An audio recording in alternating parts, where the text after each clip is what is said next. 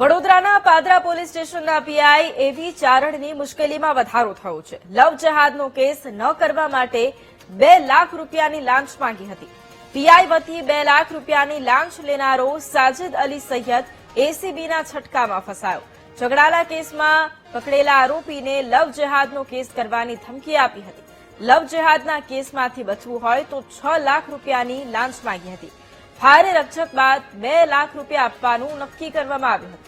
એસીબીની ટ્રેપમાં રૂપિયા લેતા સાજિદ અલી સૈયદ સપડાયો, જ્યારે પીઆઈ એવી ચારણ હજુ પણ ફરાર છે। અને આજ મુદ્દે સંવાદદાતા માનુ ફોન લાઈન પર છે। માનુ, વડોદરાના પાદરા વિસ્તારમાં પોલીસ સ્ટેશનના પીઆઈ એવી ચારણની મુશ્કેલીમાં વધારો થયો છે, શું કાર્યવાહી? વૈભવી, હાલ તો પીઆઈ ફરાર થઈ ગયા છે, પરંતુ વીએ ચારણે એક મારામારીના કેસમાં પકડાયેલો આરોપી છે, એને આ કેસ લવ જેહાદનો છે, તું એમાં ફસાઈ જશે એવું કહી અને એને ધમકી આપી। ત્યારબાદ 6 લાખ રૂપિયા માંગ્યા હતા। છેવટે 2 લાખ રૂપિયા લેવાનું નક્કી થયું અને આ 2 લાખની લાંચ લેતા વચેટીઓ સાજિદ અલી ગુલામ રશીદ સૈયદ છે ઝડપાઈ ગયો હતો। પંચની રૂબરૂમાં ટ્રેપ ગોઠવવામાં આવી અને સાજિદ અલીએ લાંચ સ્વીકારી અને પીઆઈ સાથે વાતચીત પણ કરી કે નાણાં મળી ગયા છે। આમાં સમગ્ર કેસમાં અત્યારે હાલ તો વચેટિયાની ધરપકડ કરી છે, પરંતુ જેવી આ ટ્રેપની ગંધ આવી ગઈ તો પીઆઈ ફરાર થઈ ગયા છે।